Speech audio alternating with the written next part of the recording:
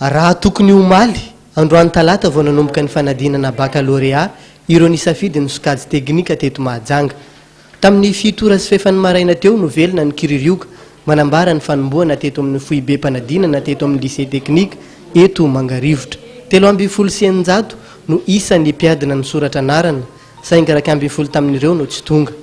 Efa tongotra mbiandakana ny andreto mpianatra ireto amin'ny fiatrehana ny fanadinana fa niteraka tsy fifantohana ho azy ireo ireny savorovoro ny tranga omaly ireny. Androana tsy namantena mihitsy hoe misy lazady ny voaka indray fa fotsiny ny aina aman-jery nampanantena hoe amin'ny université hoe tsy maintsy misy baccalauréat androany talata dia voaterinanao zay fa le concentration efa tsisy tsony. Tena nisy fiantsaikany mihitsy satria le frais tranay lavitra noho koa hoe le examen zany mandeha zay lasa ny herivena hitan'le mandeha ry Moreg mandeha ry gendarme korotana le lohanay.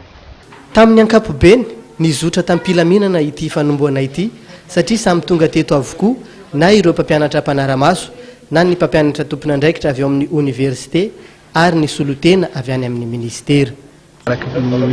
Fandaminana zany teo anivon'ny ministera dia misy zany ny fanendera ireo tompon'andraikitra handeha isaky ny renivohiparitra taloha zany fijery ny fisotran'ny baka teknika zany atao amin'ny Zoma zany ary efa isy zany ny sujet zay atao amin'ny Zoma zany dia efa ho avy zany mandeha amin'ny paroi aérienne zany ho tonga aty zany miaraka amin'ny daty tapin'ny Zoma zany ny examen amin'ny tapaka fa amin'ny Zoma fa 5 volana Aogositra izao no amerenana ireo taranja tsy vita omaly.